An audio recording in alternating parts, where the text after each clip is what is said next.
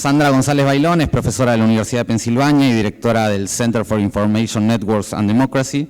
Fue investigadora del Oxford Internet Institute y se doctoró en la Universidad de Oxford. Su agenda de investigación está en la intersección entre las ciencias sociales computacionales y la comunicación política. Sus investigaciones se focalizan, entre otras cuestiones, en la forma en que las redes y los algoritmos inciden sobre la exposición a la información. Eso tiene implicancias sobre cómo pensamos el compromiso político, las dinámicas de movilización, la circulación de la información y el consumo de noticias. Sus artículos académicos aparecieron en un montón de revistas, entre ellas Nature, Science, Political Communication. Es la autora del libro Decoding the Social World y la coeditora del Oxford Handbook of Networked Communication. Y su conferencia de hoy es Asimetrías en las dinámicas de polarización en red, como estarán viendo en la pantalla. Así que, dicho esto, la escuchamos a Sandra. La dinámica será una exposición de Sandra y después abriremos a preguntas, comentarios de todos ustedes. Sandra, te escuchamos. Muchísimas gracias. Estupendísimo. Bueno, pues yo quería empezar también agradeciendo sobre todo a Iván, Lucía y Sol la posibilidad, la invitación de poder participar en este evento, entre otras cosas porque, bueno, es siempre un lujo venir a Buenos Aires y es un lujo para mí poder unirme a esta conversación y poder aprender del trabajo que estáis haciendo desde aquí. Así que muchísimas gracias. Mi plan durante los próximos 40-45 minutos es discutir investigaciones recientes que alumbran el tipo de asimetrías que surgen de la comunicación política en red. En concreto, las asimetrías que surgen en el consumo y la difusión de contenido problemático como la desinformación. Cuando hablamos de polarización, en realidad estamos hablando de un fenómeno que tiene muchísimas caras. En general, este es un campo de investigación en el que predomina el contexto político estadounidense, que es de donde provienen la mayoría de los datos, y también desde donde se definen las teorías en base a identidades políticas que tienen sentido en ese contexto, ¿no? Pero, como sabéis, también hay esfuerzos para entender estas dinámicas de conflicto y de división ideológica en otros sistemas políticos.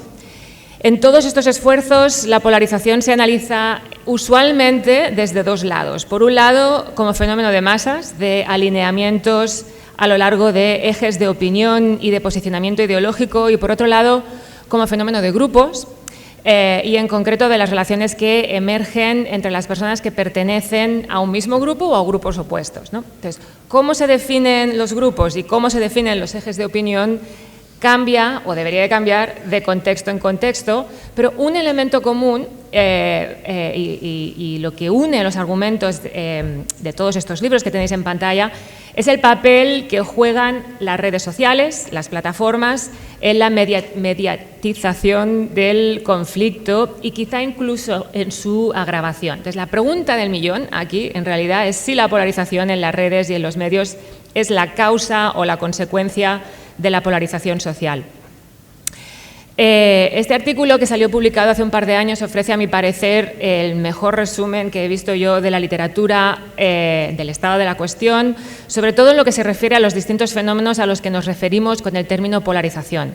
Entonces, en esta figura, por ejemplo, los autores resumen las tres definiciones empíricas que ha recibido este término de polarización de masas. Por un lado está la polarización ideológica, que se caracteriza por un movimiento a los extremos en las escalas de opinión, lejos del centro o de posiciones moderadas. Y esta polarización puede ser simétrica, que es cuando los dos grupos se mueven en direcciones opuestas, digamos, a la misma velocidad, o asimétrica, ¿no?, que es cuando un grupo se mueve más hacia un extremo que el otro grupo. La segunda definición es la polarización en términos de alineamiento partidista y se centra en la dimensionalidad del espacio político.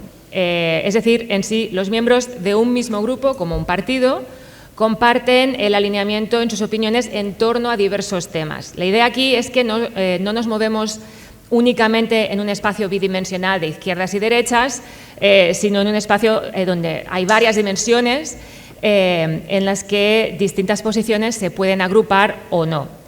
Y luego hay una tercera definición, que es la de la polarización afectiva, según la cual las emociones o actitudes que despiertan los miembros del otro grupo van más allá del posicionamiento que puedan tener en torno a ciertas políticas concretas. Y aquí es cuando la polarización se hace personal, ¿no? Aquí es cuando la animosidad se manifiesta en decisiones que tienen poco que ver con la política, como por ejemplo con quién te casas o si invitas a alguien a tomar un café. Entonces, básicamente estas son las 3 definiciones de polarización que dominan la literatura y se basan en actitudes y creencias que suelen medirse con encuestas, con preguntas que indagan en los sentimientos que tenemos hacia nuestro grupo de pertenencia o hacia otras personas o en las opiniones que tenemos acerca de ciertas políticas. Con estas definiciones podemos medir y describir cambios e identificar si la polarización crece o si disminuye y cómo evoluciona en el tiempo.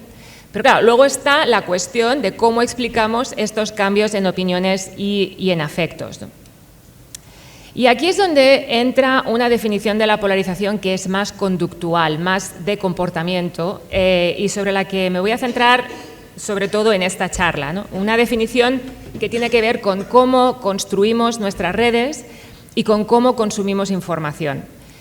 Los medios de comunicación, como bien sabéis, son uno de los factores a los que a menudo apelamos para explicar qué hay detrás de la polarización creciente. Es aquí donde suele aparecer, cuando uno revisa la literatura, el modelo clásico en términos de teoría, ¿no?, de cómo los científicos sociales piensan acerca de esto, el modelo clásico de los 2 pasos, un modelo según el cual las personas que activamente consumen información y noticias, que son una minoría y siempre lo han sido, influyen a través de sus redes a la mayoría que no consume noticias directa o proactivamente. Entonces son estos líderes de opinión quienes permiten que los medios tengan una influencia en la población general, quienes activan sus redes para difundir ciertas noticias o para contar esas noticias de determinada manera. La pregunta es si esta cadena de transmisión contribuye a incrementar la polarización. En realidad la pregunta es si estas redes mismas que sirven para canalizar la difusión de información también están polarizadas, ¿no? Y aquí no hablo solamente de las redes sociales que vemos en Internet, de las plataformas, sino también de las redes de toda la vida, las que mantenemos en el mundo de carne y hueso, las que forjamos mediante nuestras relaciones interpersonales. Y es una realidad sociológica que conocemos desde hace décadas, que estas redes también reflejan afinidades, también están polarizadas, porque tenemos esta tendencia a juntarnos con los que son como nosotros o con los que piensan igual que nosotros. Esta pregunta, la de si nuestras redes de comunicación contribuyen a agravar el problema de la polarización, esta pregunta se ha hecho mucho más difícil de responder en el mundo digital en el que vivimos porque el entorno informativo es hoy mucho más complejo, como también sabéis, de lo que era durante la era de comunicación de masas. Hemos pasado de un sistema centralizado en el que las fuentes de noticias eran pocas y la mayoría de nosotros estábamos expuestos a una misma información. Hemos pasado de eso a un sistema descentralizado en el que existe una larga cola de opciones mediáticas y una cantidad abrumadora de información. Esta transformación ha hecho que cambie no solamente la forma en la que consumimos contenido informativo y político, sino también la forma en la que producimos ese contenido. Todos nosotros ahora también tenemos la posibilidad de producir contenido a escala y sobre todo desde que ha surgido la inteligencia artificial generativa, ¿no? Y es de esta transformación que surgen una serie de fenómenos que están también relacionados con la polarización. Por ejemplo, hablamos de infodemias, que es esta contracción a medio camino entre información y epidemia, para referirnos al alud informativo que nos arrastra y que nos entierra cada vez que intentamos entender algo que pasa en el mundo, ¿no? Es esta abundancia de información y la dificultad de contrastar todo lo que circula por las redes lo que permite que rumores y noticias falsas, lo que en España llamamos los bulos, ¿no?, se propaguen con facilidad. La pregunta empírica aquí es ¿bajo qué condiciones la desinformación se difunde como un virus? Lo damos por sentado muchas veces, pero demostrar que la desinformación se difunde de forma más rápida que la información veraz es una pregunta empírica, se tiene que evaluar al trasluz de los datos. También hablamos de burbujas informativas, que es una metáfora que nos invita a pensar en habitáculos herméticos y que sugiere que los algoritmos de curación de contenidos nos atrapan en espacios que están intelectualmente aislados, donde solamente vemos información que es afín a lo que ya pensamos. De nuevo, la pregunta aquí ¿es cierto que vivimos atrapados en burbujas creadas por algoritmos? También hablamos de cámaras de eco, por analogía con estos espacios huecos que utilizamos para reforzar y amplificar sonidos. En su uso metafórico, las cámaras de eco son la contrapartida a las burbujas informativas. Si las burbujas resultan de la curación algorítmica, las cámaras las construimos nosotros con nuestras decisiones de seguir a determinadas fuentes o de conectar con determinados individuos. Entramos por voluntad propia en estos espacios en los que se congregan otros que piensan igual. Entonces, claro, aquí la pregunta es si las plataformas, si las redes sociales han facilitado o han incrementado este tipo de selección, que no es un fenómeno nuevo. La pregunta es si lo está acentuando, ¿no? O agravando. Y también hablamos de los algoritmos de recomendación como unos mecanismos de radicalización, como la boca de entrada a una madriguera de conejo que nos va a llevar, como Alicia en el País de las Maravillas, a un mundo alternativo y surreal, que es donde habitan las teorías conspirativas y paranoicas. Y aquí la pregunta de nuevo es si realmente nos empujan los algoritmos o si por el contrario somos nosotros los que decidimos saltar, ¿no? ¿En qué medida estos fenómenos acentúan el problema de la polarización o si nos ayudan a explicar cambios en los niveles de polarización? Es una pregunta empírica que requiere de evidencia. Muchas veces, como decía, damos por sentada esta conexión, que esta conexión existe, pero si hay algo que la investigación de los últimos años demuestra una y otra vez es que si esta conexión existe es más complicada de lo que el discurso público a menudo lo hace parecer. Así que en lo que sigue voy a ahondar un poco más en lo que esta investigación reciente nos cuenta. Voy a dar una perspectiva de lo que sabemos y también de lo que no sabemos, que es mucho, acerca de cómo las redes sociales y las plataformas están contribuyendo o no al problema de la polarización. Lo primero que voy a hacer a modo de preámbulo es contraponer este énfasis en lo que nos divide con los mecanismos que sabemos también contribuyen a crear cohesión social. No como forma de negar el conflicto, que al fin y al cabo suele ser el motor del cambio social, sino como forma de entender qué conduce a la creación de puentes y al fomento de un terreno común, ¿no? Después haré un resumen de investigaciones recientes que siguen esta línea de investigación en la que la polarización se entiende como de forma conductual, ¿no? Es decir, en términos de comportamientos, de lo que hacemos o de lo que no hacemos. Básicamente, esta investigación ha hecho tres cosas. La primera es documentar la existencia de asimetrías en el consumo de contenido político. La segunda es evaluar cómo el diseño de las plataformas impacta en la propagación de desinformación, también de forma asimétrica. Y la tercera es analizar el papel que la moderación de contenidos juega en estos procesos de difusión y de viralidad y por qué la moderación de contenidos también se ha politizado. Y finalmente cerraré la charla con un resumen de las preguntas abiertas con las que quienes habitamos este campo de investigación, pero también estoy convencida muchos de vosotros, os estáis enfrentando. Así que voy a empezar con el preámbulo o con cómo este foco en la polarización desvía la atención que podríamos dedicar a otros problemas o a otras dinámicas. Este artículo, por ejemplo, escrito por mis colegas Daniel Craze y Shannon McGregor, argumenta que la polarización solo es un problema si se ignoran otras cuestiones que son más estructurales, como la desigualdad, ¿no? Si la polarización es un indicador de luchas que desafían un status quo que es injusto, entonces el problema o el peligro no es la polarización en sí, sino la injusticia o la desigualdad que subyace a esta polarización. De forma más general, en esta asociación que a menudo hacemos entre las redes sociales y la falta de cohesión social, en esta conexión hay una caja negra inmensa que esconde varios mecanismos que pueden o que podrían explicar esta asociación. Algunos de estos mecanismos son psicológicos, basados en cómo las redes sociales y la información que vemos a través de las redes sociales afectan nuestras percepciones y, en consecuencia, nuestros comportamientos. Y algunos de estos mecanismos son sociológicos o son de naturaleza estructural y tienen que ver con cómo las interacciones en red facilitan o no la emergencia de normas y de capital social. Entonces, por ejemplo, una de las distorsiones que se generan en las redes es lo que a menudo se conoce en la literatura como el fenómeno de la ignorancia pluralista, ¿no? La voz cantante que domina en las plataformas, en las redes sociales, suele ser la de unas minorías que no necesariamente representan al colectivo. Entonces, cuando estas voces se dan por mayoritarias, a pesar de que no lo sean, Se crea una ilusión, esta ilusión a la que me refería de ignorancia pluralista, también conocida como falso consenso. Pensamos que nuestras opiniones privadas son diferentes a la opinión mayoritaria, así que decidimos callárnoslas, ¿no? Lo cual acelera aún más este proceso de silenciamiento de voces moderadas, de opiniones que en realidad son predominantes, pero que se hacen cada vez más invisibles. El problema que esta distorsión genera es que se puede convertir en una profecía que se cumple a sí misma, ¿no?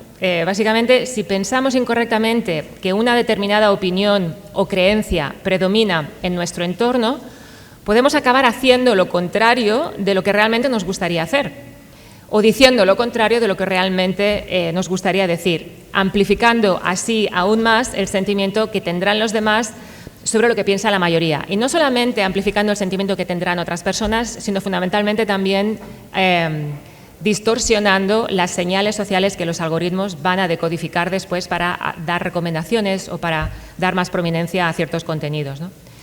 Y es por esto que algunas investigaciones sugieren que lo que experimentamos en las plataformas son realidades sociales falsas. Estas realidades son falsas, pero lo que importa es que las consecuencias son reales.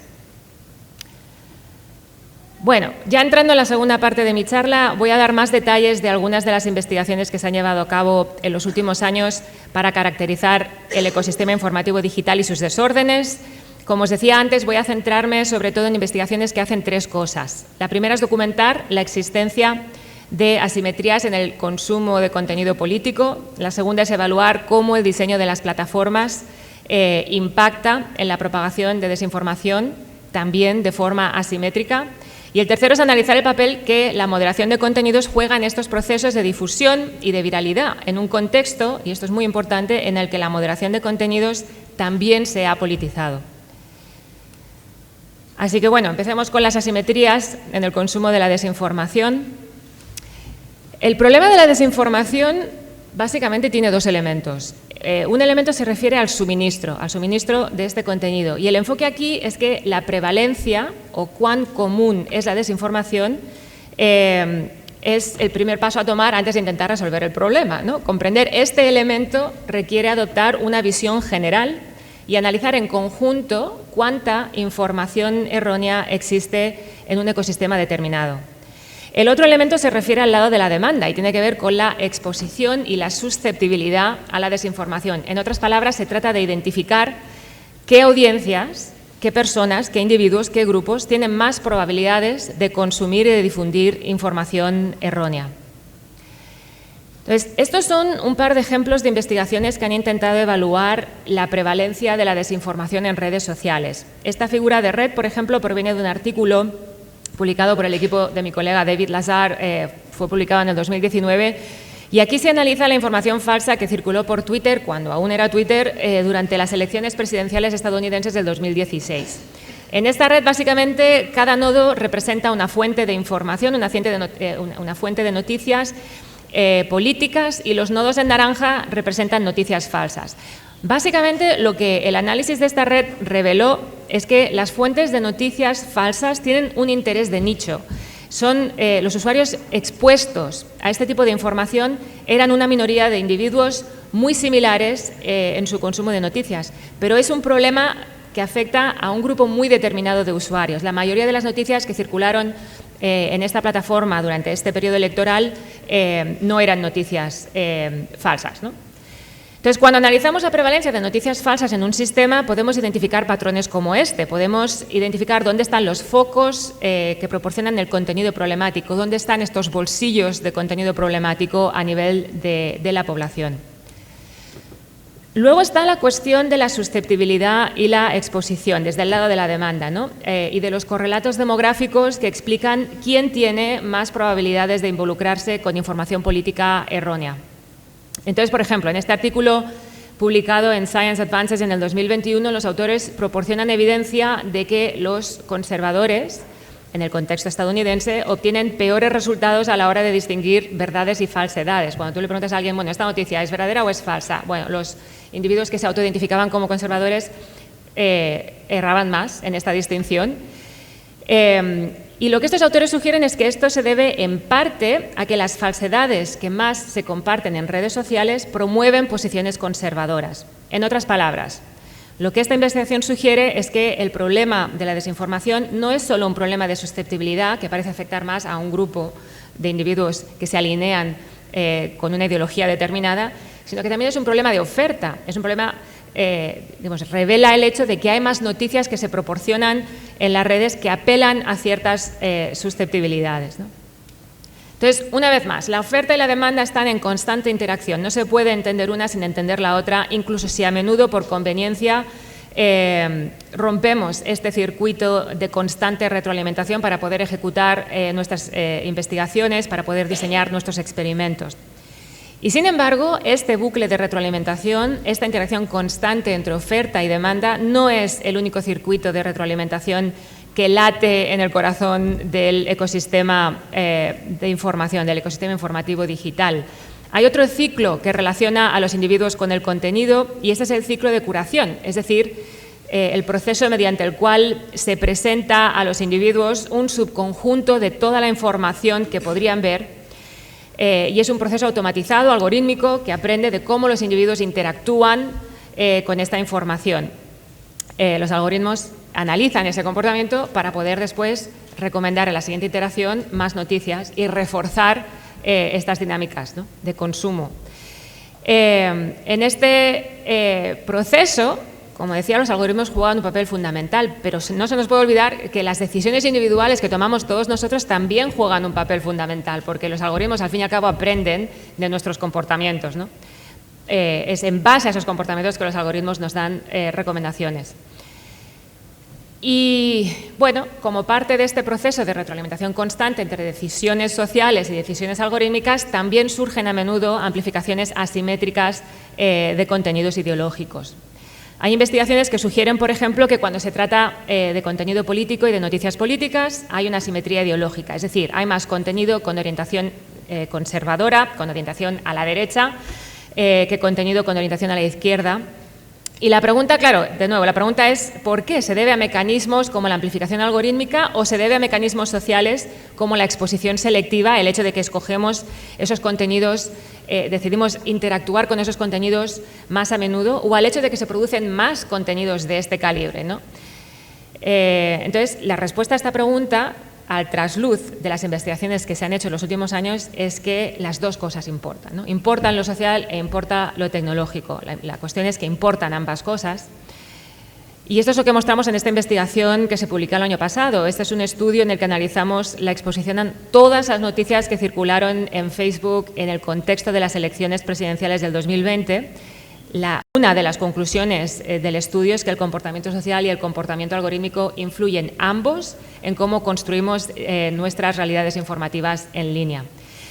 Lo que hace que esta investigación fuera tan especial es que tuvimos acceso al inventario de todos los contenidos que los usuarios de la plataforma durante este periodo podrían haber visto. Básicamente tuvimos acceso a todo el inventario de contenidos, dada la oferta ofrecida por los usuarios a través de sus cuentas personales, a través de páginas y a través de grupos. Este inventario básicamente es el universo de contenidos del que luego se muestra una selección en los feeds, en las pantallas de inicio cuando abrimos la app, ¿no? Y es en este proceso de pasar del contenido que existe en el inventario al contenido que los usuarios ven en sus feeds donde vemos la mediación de los algoritmos. Los algoritmos son los que automatizan esta selección, son los que deciden qué muestran de todo lo que podrían mostrar en nuestras pantallas de inicio. Claro, luego nosotros, una vez vemos ese contenido, decidimos interactuar con algunos de esos contenidos y no con otros. Decidimos compartir algunas publicaciones, decidimos conversar con otros usuarios que están comentando en algunas de estas publicaciones. Y esto es lo que sucede cuando hablamos de curación social. Esto es lo que permite a los algoritmos aprender qué es lo que nos van a recomendar en la próxima interacción. En el artículo nos referimos a este proceso como el embudo de participación, que es básicamente el conjunto de mecanismos que crea estas realidades informativas distintas en las que habitamos cada uno de nosotros. Pero estas realidades informativas no solamente resultan de los algoritmos, también resultan de cómo construimos nuestras redes, porque cada inventario es distinto, dado que las redes que construimos son diferentes para cada uno de nosotros, y de cómo interactuamos con esa información. La otra gran conclusión que sacamos de este estudio es que la mayoría del contenido que es calificado como falso por un conjunto de organizaciones verificadoras, una red de organizaciones verificadoras, la mayoría de contenido calificado como falso es consumido por audiencias que son predominantemente conservadoras. Esta es la figura que mostramos en el paper. Esta es otra figura que creo que es más intuitiva, forma parte de alguna de la cobertura mediática que recibió esta investigación.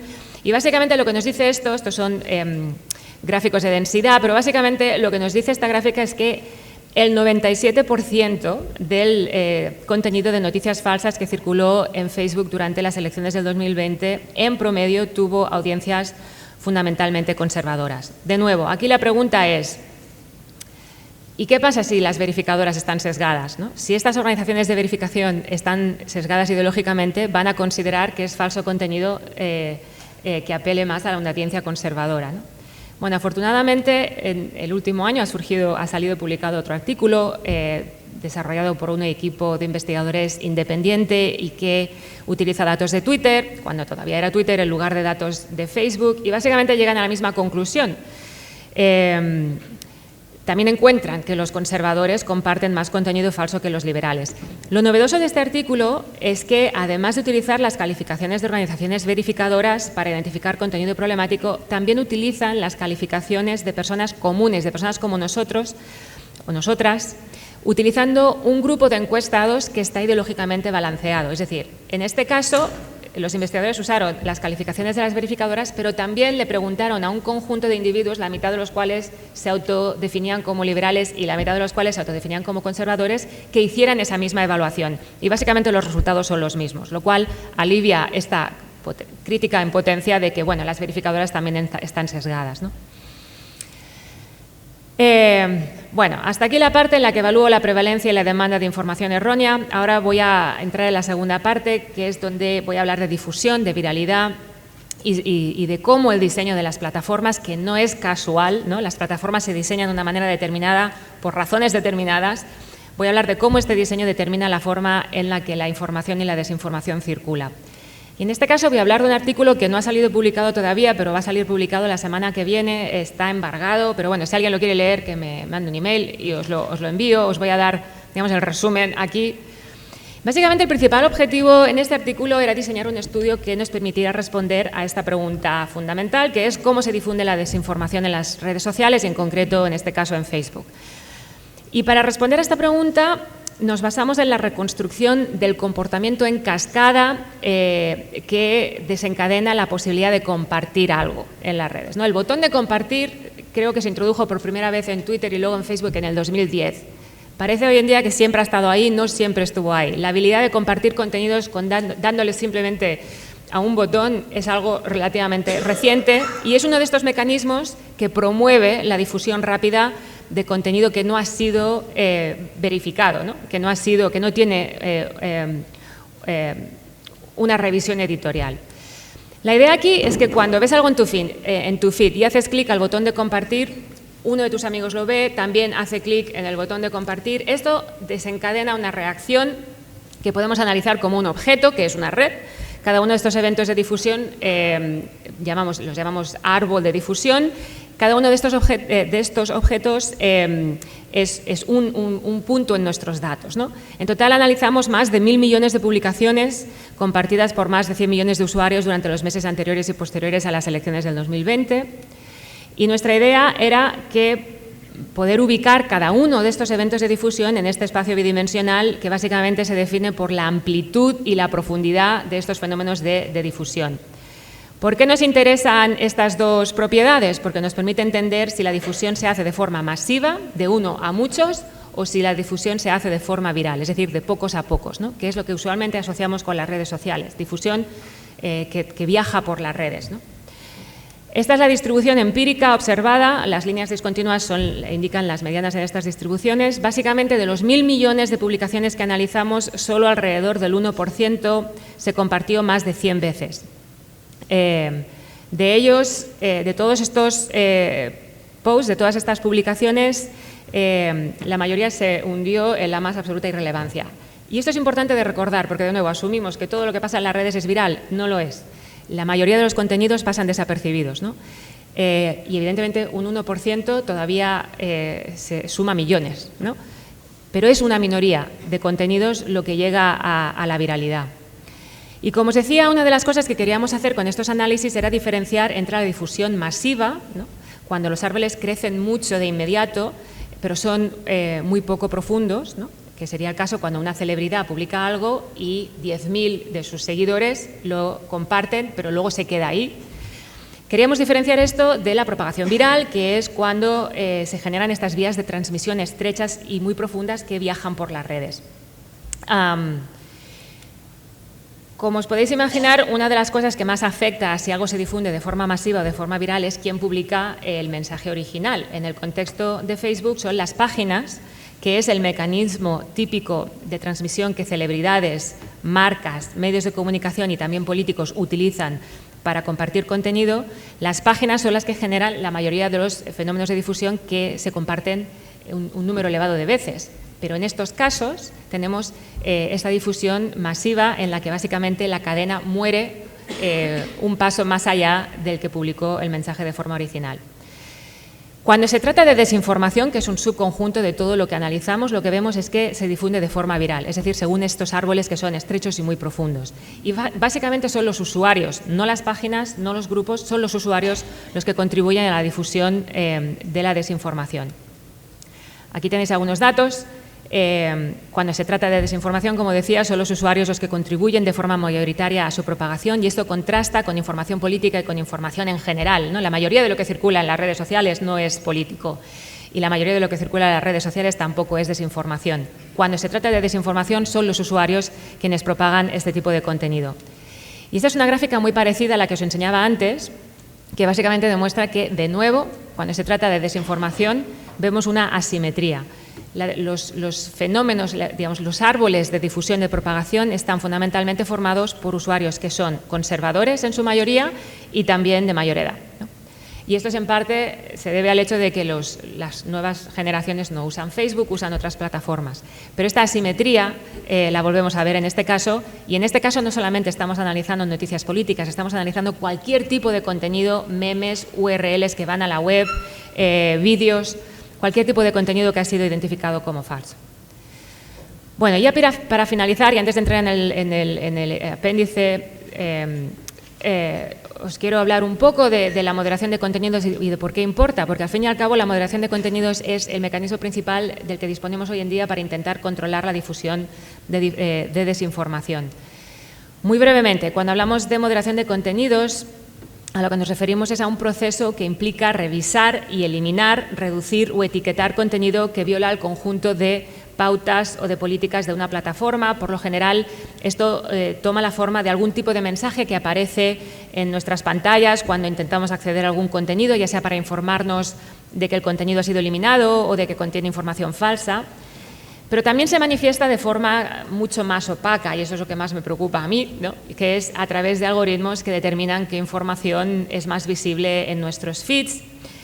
Y a esto se refiere la parte reductora, es decir, hay algún elemento de la moderación de contenidos que es muy visible, que vemos todos cuando intentamos acceder a ese contenido, pero hay un elemento que es más invisible, más opaco y que sucede tras las bambalinas, ¿no?, que sucede cuando los algoritmos determinan qué es lo que van a hacer que sea más difícil de encontrar, ¿no? Por un lado, la moderación de contenidos tiene el objetivo de proteger la seguridad en línea, la experiencia que tenemos cuando utilizamos las redes. En cierta medida, todos esperamos que las plataformas ejerzan algún tipo de moderación de contenidos porque todos queremos que reduzcan la prevalencia de desinformación y de contenido problemático. Por otro lado, también abarca una amplia gama de prácticas que las plataformas pueden utilizar para controlar directamente los flujos de información, y esto abre un área de gran poder y de influencia y de muy poca rendición de cuentas. Hay muy poca transparencia, hay mucha opacidad en cómo funciona la moderación de contenidos y en qué implicaciones tiene esto en términos de cómo se propaga la información. Para ilustrar de lo que hablamos cuando hablamos de moderación de contenidos, no sé si visteis esto en las noticias, pero básicamente el verano pasado ocurrieron dos incidentes, uno muy próximo al otro. Uno es que Pavel Durov, que es el director ejecutivo de la plataforma de medios sociales Telegram, conocida por sus políticas ligeras de moderación de contenidos, fue arrestado en Francia y acusado de cargos que incluían la distribución de contenidos ilegales, como contenidos relacionados con el tráfico de drogas o la pornografía. Otro incidente es el bloqueo de X desde Brasil, después de que Elon Musk no cumpliera con las órdenes judiciales de suspender ciertas cuentas. Así que, de repente, 200 millones de personas en Brasil no podían usar X. Eso es un lenguaje que Elon Musk, como otros CEOs, entienden, ¿no? En la orden de bloqueo de la plataforma, el juez encargado dijo, y voy a citar aquí, el señor Musk es un forajido que pretende permitir la difusión masiva de desinformación, discursos de odio y ataques al Estado democrático de derecho, violando la libre elección del electorado y manteniendo a los electores alejados de información real y veraz. En ambos casos, estos directores ejecutivos decidieron rendirse y aceptar revisar sus políticas de moderación de contenidos. Pero al mismo tiempo estos incidentes también resaltaron dos cosas. Una, que cuando las políticas de moderación de contenidos son insuficientes, surgen problemas legales y los gobiernos parecen estar cada vez más dispuestos a intervenir, y aquí me refiero sobre todo al caso francés. Y dos, también pone de manifiesto que la moderación de contenidos otorga a las plataformas el poder, a las plataformas y a quienes pueden presionarlas, el poder de controlar el flujo de información, ¿no? Y evidentemente esto es problemático por muchas razones. Estos incidentes manifestaron ansiedades crecientes sobre el poder global de las plataformas, como se analiza en este reciente artículo del New Yorker, pero también estas tensiones que existen entre la libertad de expresión y lo que se necesita para proteger las democracias, sabiendo que los propios gobiernos no siempre están necesariamente del lado correcto de las cosas. Entonces, bueno, para volver a la investigación, aquí la pregunta es si la moderación de contenidos como forma de intervención en una plataforma puede crear cortafuegos que impidan la difusión de contenido problemático. Esto es algo diferente a lo que discutimos cuando hablamos de curación algorítmica, ¿no? Digamos, estas intervenciones, estas políticas de moderación de contenidos van más allá, incluyen, pero van más allá de lo que los algoritmos hacen cuando seleccionan contenido, el contenido que nos muestran en nuestros feeds. Sabemos, principalmente gracias a informes filtrados, como el informe del Comité de la Cámara de Representantes, que estuvo investigando lo que pasó el 6 de enero del 2021, pero también, digamos, gracias a publicaciones periodísticas, sabemos que en momentos específicos, alrededor del día de las elecciones en el 2020 y también alrededor del 6 de enero, sabemos que Meta implantó una serie de intervenciones que se conocen hoy en día como break the glass, ¿no? Break the glass measures, que es lo que uno hace cuando hay un fuego, rompe el cristal y saca el extintor. Una serie de medidas extremas que esencialmente fueron diseñadas para controlar cómo circulaba la plataforma en condiciones muy específicas, ¿no? Y estas son, como decía, medidas que van más allá de lo que normalmente hacen los algoritmos. Entonces, usando esta cobertura periodística y esos informes que fueron filtrados a la prensa, reconstruimos una cronología de las intervenciones para identificar dos periodos durante los cuales la moderación de contenidos fue mucho más agresiva de lo que había sido en otros momentos en torno a estas elecciones. Y básicamente lo que hacemos en este artículo es comparar estos árboles de difusión, estas reacciones en cadena durante periodos de baja moderación de contenidos y periodos de alta moderación de contenidos. Para resumir muy rápidamente, y así ya abrimos esto a una discusión colectiva. Solo en términos de volumen identificamos cambios definitivos en el número de eventos de difusión. Aquí estamos contando la cantidad de árboles de difusión con al menos 100 personas que compartieron ese contenido. Como veis, hay dos cosas que se hacen evidente aquí. Una es que hay una disminución sustancial en el número de árboles de difusión durante el periodo de break the glass measures, ¿no? Durante el periodo de intervención intensa. Esta disminución es visible en contenido político, pero es aún más visible en contenido que ha sido calificado como desinformación. Y cuando miramos al alcance de estos eventos de difusión, y aquí me refiero no solamente a quién compartió ese contenido, sino a quién lo vio, también vemos que hay una reducción drástica en estos periodos justo antes de las elecciones, y que hay una reducción drástica cuando se intensificaron estas medidas de moderación de contenidos. Entonces, ¿por qué importa esto? Si una manera de interpretar esos resultados es, bueno, funcionó, redujo la difusión de desinformación. Otra manera de interpretar estos resultados es, esto es mucho poder, Esto es otorgar a las plataformas mucho poder con tan poca transparencia, porque de nuevo, no obtuvimos información de estas medidas de Meta, tuvimos que utilizar otra manera de reconstruir esta cronología, ¿no? Ellos no nos proporcionaron esta información. Entonces, bueno, epílogo, ya para cerrar, un periodista publicó hace unas semanas este artículo en el que se resumen básicamente los principales desafíos a los que nos enfrentamos los investigadores que estudiamos el ecosistema informativo digital. Yo quiero enfatizar el segundo, que todo se politiza hoy en día, ¿no? El problema de la politización, incluida la investigación empírica. Se está politizando la ciencia, se está politizando el único mecanismo que tenemos de intentar acercarnos de la mejor manera posible a lo que consideramos verdad, no en mayúsculas, pero a la mejor evidencia posible. Y entonces, si todos hoy en día nos estamos preguntando cómo podemos utilizar la evidencia que producimos sin entrar en batallas políticas que ya uno pierde de entrada, ¿no? Y esto es un gran reto al que nos enfrentamos en este campo. El otro gran reto, evidentemente, es que las plataformas nos están cerrando acceso a los datos, ¿no? Cuando nosotros iniciamos esta colaboración con Meta en torno a las elecciones del 2020, teníamos la esperanza de que se convirtiera en una punta de lanza que abriera otras colaboraciones con otros investigadores, que normalizara ese tipo de acceso. Ha ocurrido todo lo contrario. Sabemos cero acerca de lo que ha pasado en estas últimas elecciones y una de las razones es que no hemos tenido ningún acceso a datos, ¿no? Y esto es otro gran problema. No podemos producir evidencia empírica que ayude a informar intentos de regulación o que ayude a informar procesos de moderación de contenidos si no tenemos investigación independiente. Y con esto me voy a callar y voy a abrir el foro a vuestras preguntas o comentarios.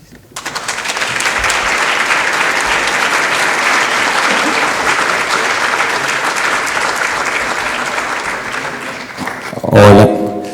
Bien, bueno, buenísimo. Sandra, abrimos a preguntas, comentarios. Yo me acerco con el micrófono, levanten la mano los que tengan preguntas, comentarios. Sumamos unas cuantas y vamos haciendo así el diálogo. Por supuesto, siempre la primera es la más difícil. No sé si... Ahí va, sí. Ahí está. Muchas gracias. Tengo una duda con respecto al tema del algoritmo, que es un gran influyente dentro de las redes. Me pregunto si también, ¿no hay una imposición también del algoritmo frente a personas que, por ejemplo, no son tan susceptibles a usar redes? Me explico. Supuestamente hay una interacción humana primero para la búsqueda de información y después el algoritmo te refuerza más la información. Pero también no existe la opción de que el algoritmo te tiente a buscar y después te introduce dentro de ese agujero de gusano que justamente las personas tienen y ahí se refuerza más la polarización. Uh-huh. Sí, bueno, de entrada, cuando hablamos del algoritmo, en realidad hablamos de un sistema de algoritmos. Es como el atajo, ¿no? O sea, nunca hay un algoritmo solamente, son un montón de algoritmos. Es un sistema modular de algoritmos y que están diseñados para hacer cosas distintas. Una de ellas es mantenerte en la plataforma durante el máximo tiempo posible, porque es lo que luego se puede monetizar, ¿no? Cuando hablamos de YouTube, por ejemplo, que es la plataforma sobre la que más se ha escrito en términos de radicalización y de agujeros de gusano, de conejo, en fin. De nuevo, lo que la investigación nos ha contado, la investigación más robusta, es que los algoritmos refuerzan esa propensidad, pero uno ya tiene que estar dispuesto a saltar a ese agujero, ¿no? O sea, los algoritmos hacen muchas cosas, no solamente aprenden de lo que tú haces, también te clasifican, ¿no? Y con otros usuarios que se parecen a ti en algún sentido, ¿no? Entonces también utilizan, utilizan información de esos otros datos para inferir que te va a interesar a ti, ¿no?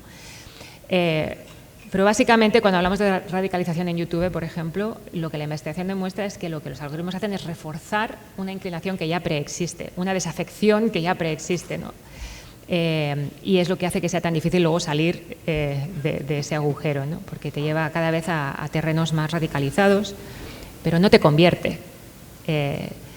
Los problemas sociales son sociales, no son problemas tecnológicos. La desafección, la falta de confianza en las instituciones, la falta de fe en la democracia, en la ciencia, todo esto existe y las tecnologías, ciertos sistemas algorítmicos pueden reforzar en determinados individuos y bajo determinadas circunstancias y hacer que el problema se agrave, se haga peor, ¿no? Pero los algoritmos no son arañas que salen a buscarte y te arrastran y te llevan, ¿no? O sea, los algoritmos lo que hacen es reforzar tu punto débil, ¿no? O sea, y apelar a tus peores ángeles o a tus peores demonios, no sé. Bien. Muchas gracias, Sandra. Excelente la presentación. Tengo dos preguntas. Primero, hiciste referencia en un momento al riesgo de que la verificación de datos sea sesgada. Si nos puedes hablar un poco más, ¿cómo se evita que sea sesgada? Porque me cuesta un poco pensar la posibilidad de que nada esté sesgado ideológica o políticamente en todo esto. Y lo segundo, esta diferencia entre los liberales y los conservadores, de que los conservadores consumen más fake news. ¿Cómo se explica eso? ¿Tienen alguna explicación? ¿Por qué los conservadores hacen eso y los liberales no?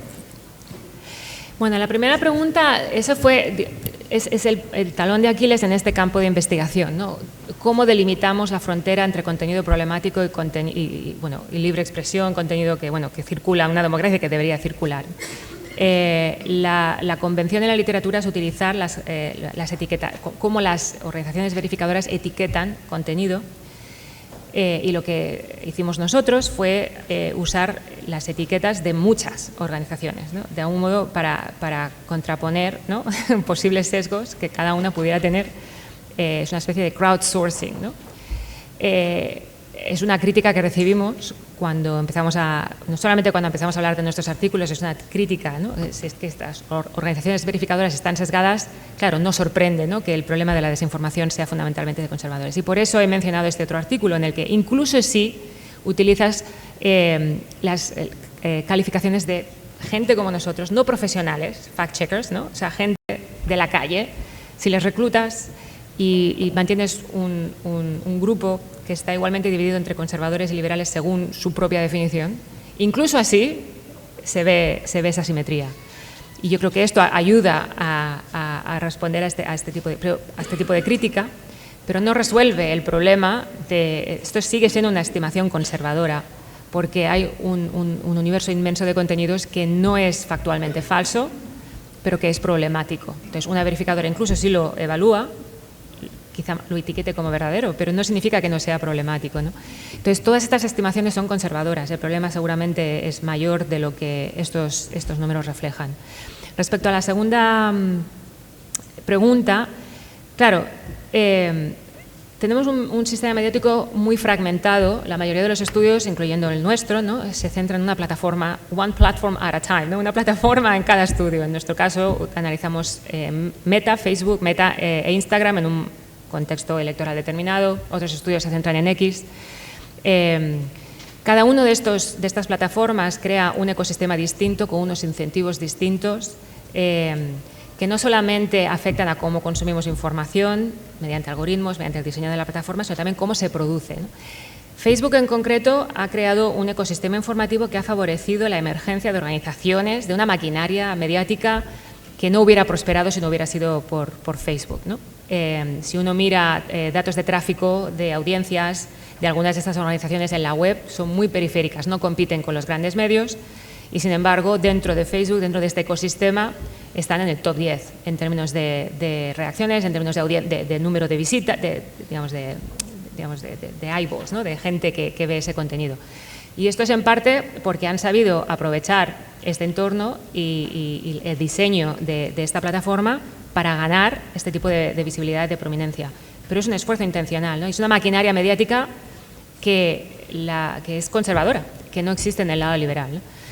Si estuviéramos analizando YouTube, la dinámica sería un poco distinta. Es decir, todas estas asimetrías es muy importante que las contextualicemos en los datos de las digamos, que las revelan, ¿no? Es posible que si hiciéramos el mismo estudio en YouTube no lo encontráramos igual, porque en YouTube quizás esté más equilibrado esta maquinaria mediática entre izquierdas y derechas. No lo sé, no he visto ningún artículo que se centre específicamente en esto. Pero es importante recordar eso, que no solamente es una cuestión de que las audiencias gravitan no, también se genera ese contenido de forma intencional y se llenan vacíos de noticias, ¿no? Y en Facebook, la mayoría de la gente que consume estas noticias de tendencia conservadora o de derecha no consume noticias en ningún otro sitio, ¿no? Y les captan en ese entorno.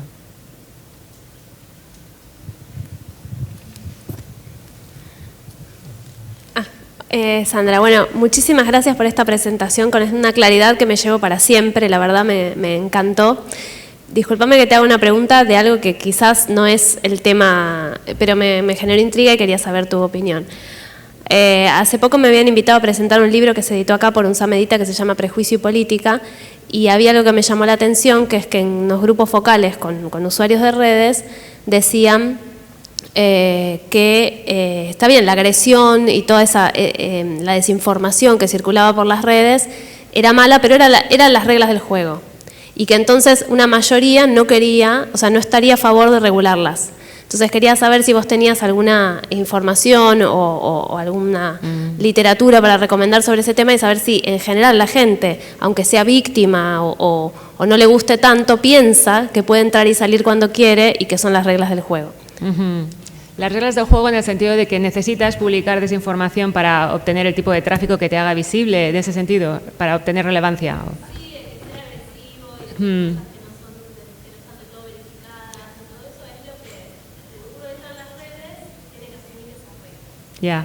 Bueno, yo no estoy de acuerdo, no estoy de acuerdo con esto, pero sí que es verdad que todos, o sea, uno aprende mediante refuerzo. Hablamos estos días de la inteligencia artificial generativa, cómo la entrenamos y el refuerzo. Los humanos también respondemos muy bien al refuerzo, ¿no? Entonces uno entra en esas redes y aprende muy rápido qué es lo que va a generar tracción y qué no va a generar tracción. Ser muy racional y deliberativo no te trae muchos clics, ¿no? Apelar a sentimientos de rabia, de odio, esto reaccionamos más. O sea, explotar la psicología humana funciona de manera que apelar a la racionalidad humana o a la parte más deliberativa no funciona tanto. ¿Significa esto que lo deberíamos hacer? No. ¿Significa esto que las plataformas deberían incentivar este tipo de comportamientos? No. Pero somos culpables todos, ¿no? El clickbait, no sé cómo se traduce. El clickbait lo utilizan los periodistas también, los medios tradicionales, los medios legítimos, ¿no? Utilizaban esta manera de jugar con los titulares, ¿no? para ver qué generaba más movimiento, y esos titulares a lo mejor no eran falsos, pero digamos tenían este punchline, ¿no? Que te hacía reaccionar de forma visceral, y de eso somos culpables todos. Evidentemente la estructura de incentivos la deciden las plataformas, ¿no? Qué es lo que van a premiar, qué es lo que van a monetizar, ¿no? En YouTube también los youtuberos, los que crean contenidos, se dan cuenta muy rápido que si lo que quieren es conseguir el millón de seguidores, que es lo que les va a permitir monetizar esa actividad, tienen que hacer un tipo de contenido muy determinado, ¿no? Es decir, que la culpa, si tenemos que apuntar dedos, es el diseño de esa plataforma y sobre todo en la estructura de incentivos, ¿no? Ahora bien, no hay determinismo aquí, nosotros también decidimos si queremos entrar en el juego o no. Y el ejemplo aquí es, ¿nos vamos de X? Vámonos, hay otras alternativas hoy en día, ¿no? ¿Queremos reforzar ese tipo de toxicidad? No, vayámonos, ¿no? Es una decisión que podemos hacer uso de la acción colectiva también para intentar sabotage, boicotear, ¿no? Las opciones, si no nos parecen que son las opciones más saludables. Sandra, muchísimas gracias por la presentación, es súper interesante. En la diplomatura leímos uno de los artículos de Science con los alumnos, no sé si se acordarán, el de How Social Media Affect Algorithms, How do Social Media Algorithms Affect Attitudes and Behaviors in Electoral Campaigns, y ahí lo que encuentran es que cuando sacan los algoritmos la gente ve menos contenido político, menos desinformación, y que no hay diferencia en el nivel de polarización causado por el tratamiento de tener algoritmo y el tratamiento de no tener algoritmo. ¿Por qué crees que pasa eso? Y lo pregunto por si alguno de los estudiantes se lo está preguntando también. Sí, ese artículo es uno de los experimentos, es una especie de randomized control trial, ¿no? Que es el golden standard cuando uno intenta determinar qué causa qué. En cierta medida es un paper que surgió de un intento de desacreditar lo que yo considero que es, ¿cómo se dice? Un argumento espantapájaro que no tenía mucha solidez, y es que es eso, que las redes causan, que las redes sociales, Facebook en este caso o Instagram, causan la polarización. Y evidentemente los resultados fue que la evidencia no era clara, aunque habían otras cosas. O sea, cuando uno desactivaba el algoritmo del feed, la gente pasaba menos tiempo en la plataforma también, ¿no? Pero veían menos contenido político y demás. Entonces, de ahí decía antes que los resultados van en varias direcciones. No todo lo que pasa es bueno o malo, hay cosas que son buenas y malas. Pero lo que está claro es que no hay un efecto causal Y no es sorprendente, porque ¿cómo va a cambiar lo que tú ves? Porque el experimento duró 6 meses, pero en realidad la intervención duró 3 y luego se analiza antes y después. En 3 meses, o sea, después de 10, 12 años que llevamos de Facebook, ¿no? Cómo estos últimos meses, si han hecho algo estas plataformas, ha sido a lo largo de mucho tiempo de generar ciertas dinámicas, ¿no? En 3 meses uno no va a identificar ese impacto causal. Y en general digamos que es muy difícil empíricamente proporcionar evidencia que sea indiscutible acerca de cómo estas tecnologías han cambiado la política o han cambiado la forma en la que pensamos, ¿no? Este estudio, desde luego, demostró que no hay un vínculo causal, pero es que el argumento, tal y como está formulado en el debate público, es demasiado simple, demasiado simplista y evidentemente que no íbamos a encontrar una evidencia causal, ¿no? Si han hecho algo de daño ha sido durante la última década, no solamente los últimos 3 meses.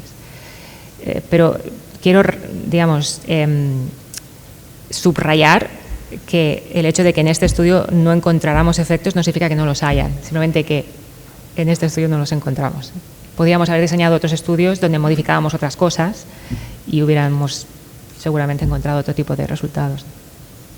O en otras plataformas.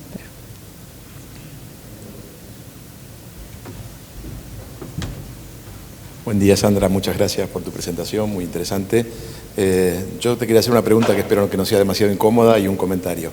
La pregunta es sobre la cocina de la investigación y específicamente sobre cómo trabajaron con Meta, Facebook para obtener datos y cuáles son las condiciones que impone Facebook para dar los datos y cuáles son las condiciones de los investigadores para acceder a los datos. Porque digo, estamos en un mundo donde se procura la transparencia, pero si hay algo que no es transparente son las plataformas, ¿no? Entonces ahí me parece que hay una cuestión bastante interesante. Hasta donde sé, las restricciones son muy importantes para el acceso de investigadores a los datos y las condiciones que ponen, y me gustaría si nos podés contar un poquito de eso. Y el comentario tiene que ver con, hablaste del caso de Telegram, el caso de X en Brasil o de Twitter en Brasil. Y me gustaría si podés comentar, que no fue lo central de tu exposición, pero parece que hay una cuestión interesante, sobre todos los casos, porque estos son los casos polémicos que se conocen públicamente, pero todos los casos en los que las plataformas hacen lo que los gobiernos les piden. Acá trasciende porque las plataformas no quisieron hacer lo que los gobiernos les piden, pero en muchos casos, India, por ejemplo, hay una enorme censura por parte de las plataformas, pero como no es conflictivo, no trasciende. Entonces, un poquito también ver si se puede avanzar en esa línea del otro lado, al lado oscuro de la luna, digamos. Sí, hay muchos lados oscuros. A ver, la cocina. La verdad es que este es un proyecto muy inusual porque es distinto a otros mecanismos que la plataforma habilitó en los últimos años y que ha empezado a cerrar ya, como CrowdTangle, ¿no? Había mecanismos que permitían a investigadores y a periodistas monitorizar, por ejemplo, qué noticias eran más vistas en un día determinado, utilizando los URLs, ¿no? Los vínculos. Esta colaboración fue muy inusual en el sentido de que desde el primer momento los académicos, digamos, preregistramos una serie de estudios con las prioridades, con las preguntas que considerábamos el público necesitaba responder para entender cómo Facebook medió las elecciones, en este caso del 2020, ¿no? El proyecto lo empezamos justo un par de semanas después de que empezara la pandemia, imagínate, ¿no? Y en ese momento los académicos decidimos preregistrar una serie de estudios que vienen a ser algo así como un prenup agreement, ¿no? Eso cuando antes de casarte, que dice, bueno, si nos divorciamos, esto es lo que hay. Básicamente la idea era, si no nos dais los datos custom made, ¿no? Datos personalizados para estas preguntas concretas que hemos preregistrado y está todo en internet, ¿no? Se acaba la colaboración. O sea, el compromiso es, nosotros planteamos los diseños de investigación y las preguntas y estos son los datos que vamos a necesitar, estos son los diseños que vamos a poder implementar. Si no nos proporcionáis esto, la colaboración no prospera, ¿no?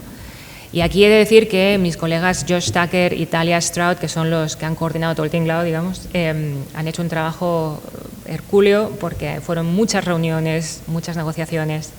Pero ese es un mecanismo que pusimos encima de la mesa al principio, antes de empezar a recopilar datos, ¿no? Hubieron otros, por ejemplo, todos los papers que se publican vienen acompañados con los datos y el código que hemos usado para generar los resultados y todo esto está depositado en un repositorio de una universidad estadounidense en Michigan para que cualquier otro investigador que quiera replicar o usar los datos para responder a otras preguntas pueda hacerlo, ¿no? En términos de transparencia era otro compromiso, en términos de replicabilidad era otro compromiso. Y luego tuvimos a un colega que se convirtió le llamamos rapporteur, ¿no? Que era como el etnógrafo que atendía a nuestras reuniones, independiente, no forma parte de los, o sea, no es un autor en ninguno de estos artículos, pero básicamente estuvo observando cómo se llevaba a cabo la colaboración, las reuniones que teníamos con los investigadores de Meta, y él va a escribir su propia historia después. Entonces, estos son algunos de los mecanismos que pusimos encima de la mesa al principio para intentar garantizar esta transparencia y que, bueno, y la independencia de nuestras ideas, ¿no? Al mismo tiempo sí que es verdad que todos estos artículos han tenido que pasar por una revisión legal, es decir, otro compromiso es que Meta no nos podía impedir publicar, pero por motivos legales, que también hay que entender, ¿no?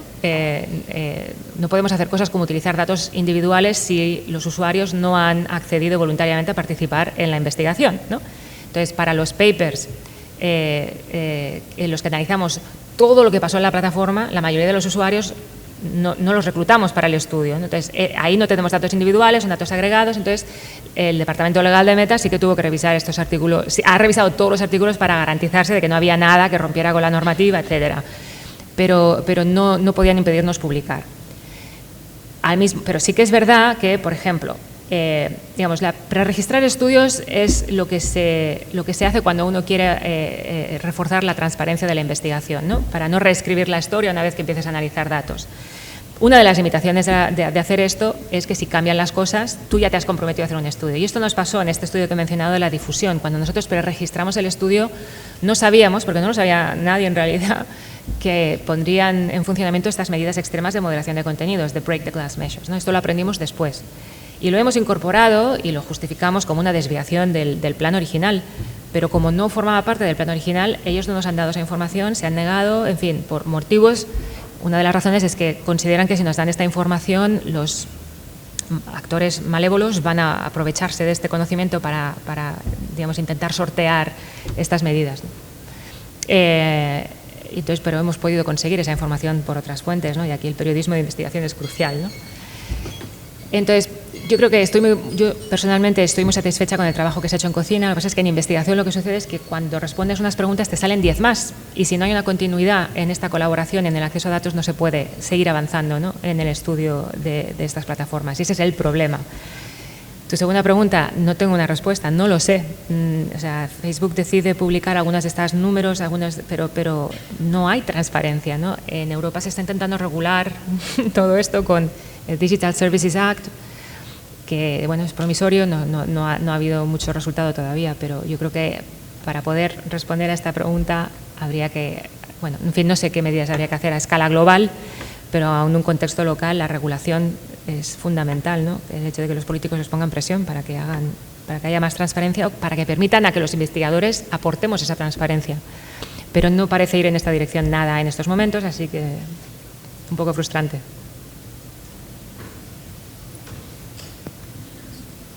Hola Sandra, ¿qué tal? Hola. Muchas gracias por la presentación, muy ilustrativa. Quería hacer una pregunta más o menos en la misma línea, que es, teniendo en cuenta que se están cerrando los accesos, principalmente, por ejemplo, antes teníamos por lo menos la API académica de Twitter y podíamos descargar bastante tranquilo.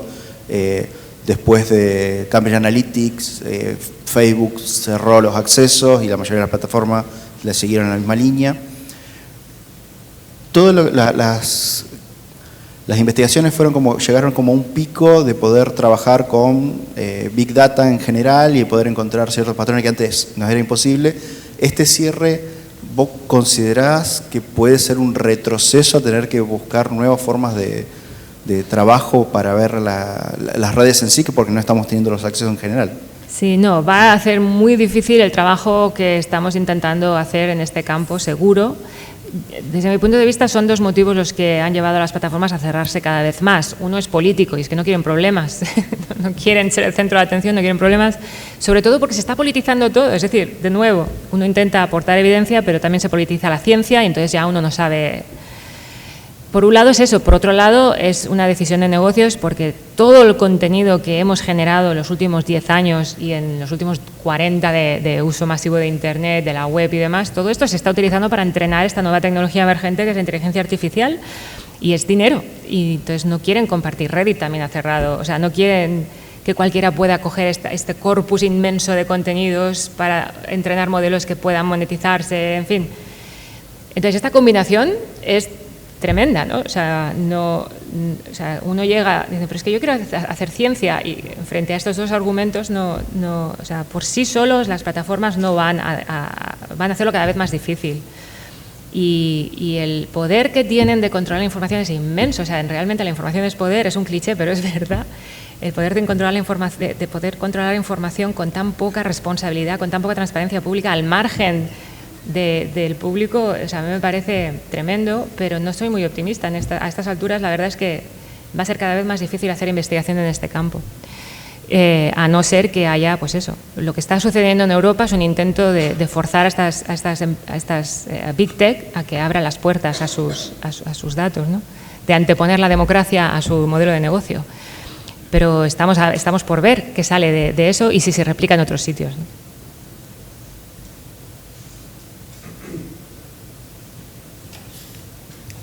Hola Sandra, buen día, gracias.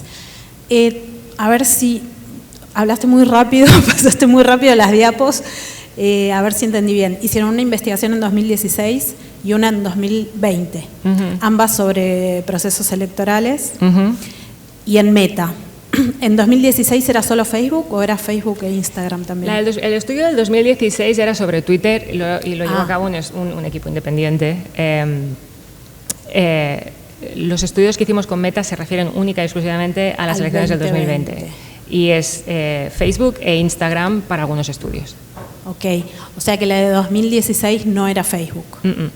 Y tengo una pregunta, vos dijiste que en la última investigación, esto no me quedó claro, el 97% de los contenidos falsos fueron consumidos por un electorado conservador. Sí. ¿Eso fue en la de 2020? Sí. ¿Y cómo obtenían ustedes el perfil de los usuarios como para calificarlos como conservadores? Y si es que ustedes en esa misma elección pudieron comparar con otras plataformas si funcionaba más o menos de la misma manera, no sé, por ejemplo, Twitter. Sí, no, gran pregunta. Gracias. Bueno, esa parte de los resultados se refiere en concreto a los URLs, es decir, cuando uno publica un vínculo a una historia del País o el Mercurio, lo que sea, ¿no? O el New York Times, hay una URL que permite al usuario hacer clic y leer la historia. Nos basamos en ese tipo de contenidos. Todos los mensajes que contenían un vínculo a un recurso en la web que era de noticias, políticas, eso forma parte de los datos. Entonces, básicamente miramos quién tenía ese vínculo en su inventario, quién lo vio en su feed y quién interactuó con ese contenido, ¿no? En este embudo al que me refería. Y entonces el 97% de estos vínculos fueron vistos mayoritariamente por usuarios conservadores. De nuevo, no tenemos datos individuales por una cuestión de privacidad. Pero lo que tenemos es, para que te imagines, para cada vínculo de noticia que circuló por la plataforma tenemos como un pie chart, ¿no? En que sí tenemos conjunto de todo el que vio esto, qué porcentaje era conservador o liberal. Para definir quién es conservador o liberal utilizamos varias técnicas de clasificación que verificamos después con los usuarios que también accedieron a participar en nuestro estudio, con cómo ellos se posicionaban, ¿no? Esos son clasificadores que tienen parámetros que puede uno modificar por cuestiones de robustez y demás, pero básicamente, según a quién sigues en Facebook o con qué noticias interactúas o qué publicas, hay unos clasificadores que te dan la probabilidad de que seas conservador o liberal. Todo esto está automatizado, lo que hicimos fue validar esto en un subconjunto de usuarios con cómo ellos se ubicaban en la escala ideológica, ¿no? Y bueno, había una correspondencia muy alta, o sea que... entonces, no miramos cómo esto se distribuía en Twitter, pero sí lo hicimos en la web. Es decir, como estamos analizando fuentes de noticias, lo que hicimos fue con un panel de participantes para los que también teníamos información de cómo navegaban la web y a qué noticias, a qué dominios de noticias, las páginas de los periódicos, a cuáles iban. Lo que sí verificamos es que esta asimetría no existe en la web. Por eso decía antes que Facebook crea un ecosistema informativo que favorece determinado tipo de organizaciones, ¿no? Que en la web serían mucho más periféricas. Esta asimetría no la vimos en los datos de la web. En cambio, es muy pronunciada dentro de Facebook. Y es por esta interacción, por cómo está diseñado el sistema, por los incentivos, por cómo las organizaciones que publican contenido de noticias utilizan este entorno, pero también cómo los usuarios utilizan, en fin. Entonces es algo específico, yo diría, de Facebook comparado con lo que tendríamos si solo tuviéramos la web, que es un ecosistema abierto, en fin. ¿Te aclara la pregunta? Hola, ¿qué tal? Mencionaste la viralización y te quería consultar si en el desarrollo de la investigación pudieron identificar y cómo abordaron toda la cuestión del troleo, las granjas de bots, etcétera, las granjas de trolls, y bueno, eso de qué manera aparecía y si de alguna forma lo pudieron categorizar en la expansión de esos mensajes de desinformación y qué rol o relevancia, eso. Sí, la mayoría de los estudios sobre bots se han llevado a cabo en Twitter y en X.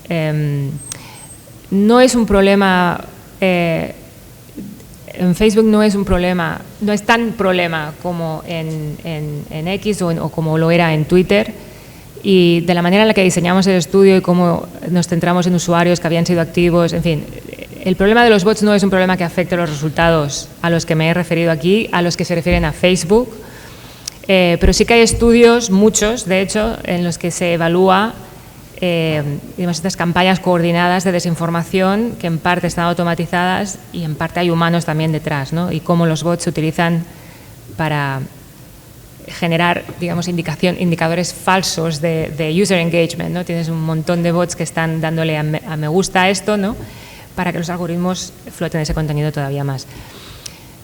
Yo diría que la evidencia, o sea, los bots contribuyen a generar un montón de contenido, sobre todo en Twitter. No he visto mucha evidencia tampoco sólida que demuestre que hayan cambiado opiniones o que hayan o que tengan posiciones de visibilidad que puedan competir con los influencers o con las celebridades, ¿no? Es un problema de polución informativa en la medida en la que generan un montón de contenido, pero la mayoría de este contenido no genera mucha atracción. En fin, la evidencia es ambigua en este sentido. Yo creo que se ha exagerado mucho el problema de los bots, aunque es un problema que ha jugado un papel también en el contexto de movilizaciones políticas o de conflictos. Durante el referéndum catalán, por ejemplo, habían un montón de cuentas que estaban automatizadas y que lanzaban mensajes diseñados específicamente para lanzar gasoil al fuego, ¿no? Para antagonizar grupos. Entonces, a nivel descriptivo hay muchos resultados así, a nivel causal hay muy pocos. Bueno, muchas gracias por la conferencia, muy interesante. Se focalizaron mucho en Facebook, donde suponemos que los jóvenes y las jóvenes no están. ¿Cómo se entiende la polarización tan profunda que se da a nivel electoral entre varones y mujeres jóvenes? Digo, ¿cuáles son las dinámicas que están poniéndose en juego en ese fenómeno que se ve con tanta claridad, bueno, en Estados Unidos, acá y en otros países también? Desde luego, tienes razón, Facebook, también algunos de los estudios utilizaron datos de Instagram, pero el contenido político no es lo que más predomina en Instagram. Entonces, desde ese punto de vista, o sea, si vamos a construir el argumento de que Instagram cambió opiniones que se tradujeron en comportamiento electoral, la verdad es que no encontramos, digamos, mucha chicha ahí, ¿no? La pregunta que me haces es una pregunta complicada que nos estamos planteando todos, ¿no? ¿Por qué existe esta polarización creciente de género? También hay guerras culturales, en fin, es una pregunta que requeriría una respuesta mucho más compleja, que iría mucho más allá de lo que sucede o no sucede en Facebook. TikTok es la plataforma predominante hoy en día y el diseño de TikTok en sí mismo también es es una desviación de cómo hemos estado entendiendo las plataformas, en el sentido de que las redes sociales ya no son tan importantes. TikTok es una plataforma que está mucho más regida por sistemas algorítmicos, ¿no? O sea, cuando Facebook empezó, todo era con quién eras amigo. Empezó en universidades, empezó entre gente joven, y utilizaban la información que tú revelabas mediante la construcción de estas redes de amistad, ¿no? Para entender quién eras, qué te gustaba. Desde entonces los algoritmos, la inteligencia artificial, todo esto ha evolucionado un montón. Ya no necesitan las plataformas utilizar esta información que está insertada en estas redes, que son realidades sociológicas. Ahora simplemente utilizan los datos que tú vas dejando y los algoritmos te recomiendan cualquier cosa, esté o no dentro de tu red. Y esto también genera unas dinámicas que no acabamos de entender del todo, pero que yo creo que pueden también conducir a una polarización que sería mucho más moderada si las redes fueran más, las redes de tus conocidos, de tus amigos, de tus familiares, fueran más importantes a la hora de determinar estas recomendaciones. Pero la respuesta simple es que no lo sé. No lo sé. Está la hipótesis de que los chavales jóvenes, los hombres, las mujeres habitan circuitos informativos distintos. Online gaming juega un papel, YouTube, cierto sector de YouTube juega un papel, pero no quiero especular, no lo sé. Sí, gracias. ¿Podés hablar de lo que se sabe sobre el tema de flujos o de intensidad de desinformación? Vale decir, cómo está sincronizado con ciertos momentos políticos, digamos que no hay flujos parejos, o por lo menos lo que parecería sugerir la literatura, sino que se acentúan determinados momentos en elecciones, en conflictos sociales, deliberadamente, digamos, por épocas de picos de atención o picos de uso de diferentes plataformas. ¿Qué es lo que se sabe sobre eso, digamos? O sea, campañas coordinadas de desinformación que claro. se activan en momentos claves, ¿no? Claro, sí. claro. A ver, una de las cosas que pasaron después de las elecciones del 2020 fue que se lanzó esta campaña de Stop the Steal, ¿no? Paremos el robo, y que es un ejemplo, yo creo, que refleja lo que comentas, de que se activaron conexiones preexistentes ya para movilizar a gente que acabó yendo al Capitolio, quiero decir, que tuvo una repercusión más allá de la plataforma. Y hay otro paper en este proyecto, pasa que todavía no está publicado, precisamente sobre estas redes que en la jerga les llamamos Coordinated Inauthentic Behavior, de comportamiento inauténtico coordinado, inauténtico en el sentido de que no es orgánico, sino que está planificado. Y desde luego, como parte de estas políticas de moderación de contenidos, una de las cosas que hacen es desactivar a los hubs, a los nodos, ¿no? que intentan crear estas redes de coordinación. Desafortunadamente, yo soy una científica de redes, digamos, no tuvimos acceso a estas redes. Ni siquiera, o sea, hubiera sido muy iluminador para poder entender cómo esto se manifestó en Facebook, pero se puede hacer en otras plataformas. Uno de los resultados de nuestra investigación es que solamente es alrededor del 1% de los usuarios los que activamente, proactivamente están lanzando noticias falsas o contenido problemático o tóxico. Y están constantemente activando estas conexiones para que mucha más gente que de otra manera no vería ese contenido lo vea y se pueda movilizar o no. No sabemos dónde están este 1%, ¿no? O sea, sería, en términos de, podemos construir cortafuegos en estas estructuras. Para ello necesitaríamos saber en qué parte de la red están este 1%, cómo se distribuyen, qué centrales son o no, si están clusterizados o no, y eso permitiría entender mejor cómo se organizan estas redes de coordinación y cómo se activan estas conexiones que existen por otros motivos, pero que a lo mejor se forjaron, no sé, a través de grupos que son sobre, yo qué sé, Fórmula 1, ¿no? Y de repente se politiza todo en un momento determinado. Entonces, sabemos muchas cosas a nivel, no anecdótico, sino a nivel de historias concretas, ¿no? De estudios de casos, pero no sabemos cuál es the bigger picture, ¿no? No sabemos, y desde luego poder después, yo estoy convencida de que estas campañas coordinadas de comportamiento inauténtico habitan y se activan simultáneamente en varias plataformas, pero si ya es difícil analizar esto en una, analizarlo en varias es todavía más complicado, ¿no? Pero estoy convencida de que esto es un fenómeno que está teniendo lugar, pero acceder a esos datos es muy difícil. De hecho, uno de los reportes que se filtró a la prensa habla de information corridors, ¿no? De pasillos de información que igual que construyes un túnel para conectar dos países por debajo de la frontera, en las redes se crean estos túneles de forma intencional para activarlos, ¿no? Pero pero no podemos analizarlos, no sabemos. Hola Sandra, gracias por tu exposición. Para ver el medio vaso lleno, porque si no nos vamos a anotar en la maestría, si arma la maestría después. Ahora que todavía, bueno, como dices vos, difícil tener la llave para acceder a los datos o esperar que eso suceda por parte de las plataformas, de los dueños, mejor dicho, de las plataformas, o por parte de los gobiernos. Bueno, ¿qué están pensando alternativamente mientras tanto? Porque me imagino que tienen que seguir produciendo papers y seguir, no sé, que hablan en la comunidad científica a ustedes para pensar lo que todavía no es, digamos. Sí. A ver, yo también soy una optimista, ¿cómo se dice? Enfermiza, es decir, yo veo el vaso siempre medio lleno, aunque no debería muchas veces. Para mí la cuestión es cómo el péndulo de la historia, ¿no? Hemos ido de un momento en el que estas tecnologías se utilizaban para montar revoluciones que echaban a tierra gobiernos autoritarios, ¿no? O para informar al mundo de cosas que no se hubieran visto de otra manera, ¿no? Hemos pasado de eso a lo que tenemos hoy, ¿no? Entonces la posibilidad transformadora de las redes sigue ahí, lo que pasa es que están predominando otras cosas ahora, ¿no? Parece que estoy haciendo publicidad de Blue Sky, no tengo ningún interés propio, pero la emergencia de la emergencia de plataformas como Blue Sky para mí son una estrella de esperanza, ¿no?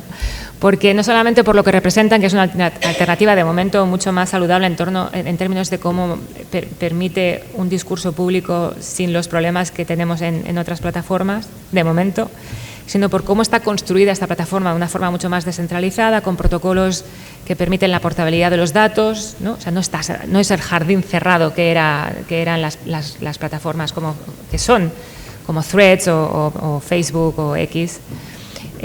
Curiosamente, Blue Sky surge como un proyecto dentro de lo que era Twitter, cuando era Twitter todavía, antes de que llegara Elon Musk. Entonces, bueno, es un spin-off, digamos, de Twitter, pero es un ejemplo de cómo las tecnologías son maleables, hacemos con ellas lo que queremos, ¿no? Desde el punto de vista de la investigación, para mí también la pregunta del millón es cómo construimos estas tecnologías para promover la autorregulación, la emergencia de normas, ¿no? Que descentralice también esta moderación de contenidos. Reddit ha pasado de ser lo peor de lo peor a ser un foro en el que pasan cosas muy interesantes, ¿no? Y hay conversaciones donde todavía predomina la racionalidad o digamos, las nociones deliberativas de la participación política. Y en parte la clave del secreto es moderación de contenidos, pero la descentralización también. Cada subreddit es un mundo. Entonces, para mí eso es muy interesante porque es una realidad sociológica, de hecho. O sea, en qué condiciones, es como cuando hablamos de capital social, ¿no? En qué condiciones se fomenta la confianza, el comportamiento prosocial, ¿no? Las normas de cooperación.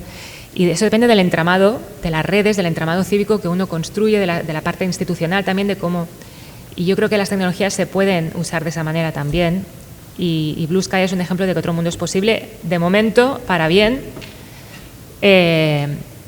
Pero hay que poner mucho trabajo, ¿no? Y claro, la función que tenemos los investigadores, pero también los periodistas. O sea, nosotros al fin y al cabo estamos intentando determinar eso, encontrar la mejor evidencia posible, ¿no? Contrastar las cosas, verificarlas, y no podemos hacer eso si no tenemos acceso a los datos. Y por cierto, Blue Sky sí que está permitiendo acceder a datos. Pero en fin, yo también veo el vaso medio lleno, aunque a veces cueste creer que se pueda, ¿no?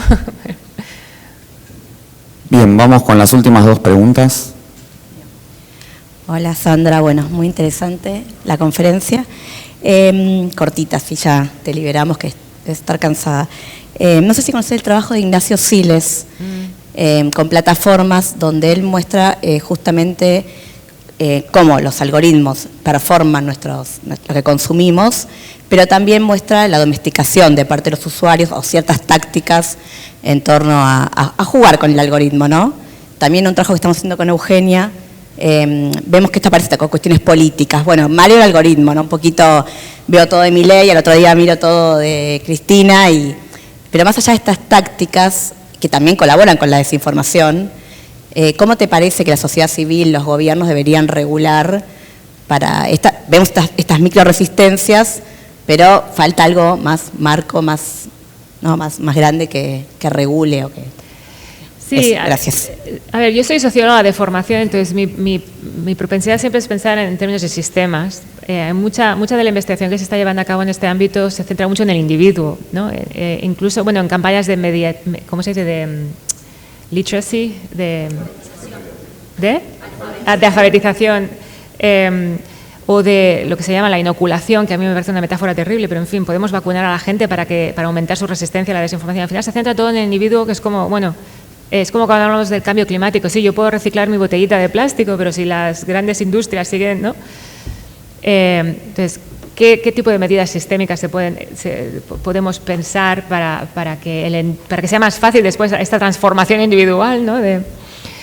Los sistemas algorítmicos es una posibilidad, pero también tenemos que darnos cuenta también de que cuando se trata de nuestras responsabilidades como ciudadanos, la mayoría, es como cuando hablamos de hablar brócoli o comida fast food, ¿no? La mayoría de nuestros conciudadanos no están interesados en las noticias, no siguen las noticias, no están interesados en activamente estar informados y jugar su papel. Y hay que entenderlo también, la vida es complicada, hay muchas otras necesidades que hay que cubrir primero, ¿no? Entonces, a mí hay una vertiente paternalista en todo esto, que es la de, bueno, tenemos que diseñar los algoritmos para más noticias de calidad en los feeds de la gente. Bueno, sí, pero también hay que entender por qué a lo mejor no hay este tipo de engagement, ¿no? This is me saying, tenemos que revisar cómo diseñamos las plataformas, tenemos que pensar cómo los algoritmos determinan qué vemos y qué no vemos, y tenemos que pensar en cómo regular todo esto sin atrofiar el modelo de negocio, ¿no? Porque si no vamos a poder hacer ningún tipo de transformación, y sin atrofiar lo que los usuarios esperan obtener del uso de estas plataformas, que en su mayoría no es consumir información política necesariamente, es otra cosa. Y desafortunadamente no tengo la respuesta, pero yo estoy a favor de prestar más atención al sistema, ¿no? al todo. Y es importante entender también qué factores psicológicos subyacen a todo esto, pero los factores estructurales son los que más impacto van a tener, ¿no? Entonces, estamos de acuerdo en eso. Hola. Acá. Te quería preguntar si de las investigaciones tuyas y de la literatura se puede desprender que son los sectores conservadores los que más desinformación están generando. Vos diste un par de datos, que uno es las audiencias conservadoras y el otro es en Facebook la cantidad de sitios de noticias irrelevantes, pero de estos sectores. Ahora, si ves como todo el sistema y toda la literatura dando vueltas, ¿es posible afirmar esto? O sea, que no solo que las audiencias que los consumen, sino que están dirigidos particularmente los mensajes desde estos sectores por lo que están buscando provocar. Gracias. Sí, no sé si he entendido bien la pregunta. O sea, de si también se está generando más información conservadora, es que no escuchaba bien.